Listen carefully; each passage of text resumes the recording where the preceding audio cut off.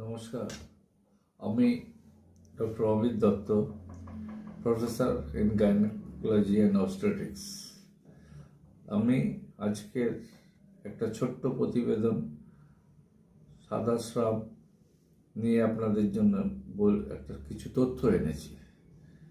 White discharge বা সাদা shrub খুব কমন, স্পেশালি টিনেজ গ্রুপে। এইখান থেকে বিভিন্ন রকম ইনফেকশন ছড়ায় এবং যত্ন না নেওয়া হয় তাহলে আরও ক্ষতি হতে পারে। সেই জন্যে সাদা স্রাবের জন্যে আপনাকে নিজেকে সচেতন থাকতে হবে, পরিষ্কার পরিচ্ছন্ন থাকতে হবে, স্পেশালি ডিউরিং দ্য পিরিয়ডস, মাসিকের সময়। আর আপনাকে আরও সচেতন থাকতে হবে যদি এটা বারবার না হয়, যেটা বলে রেকারেন্ট ডিসচার্জ, যেগুলো শরীরের ক্ষতি হতে পারে।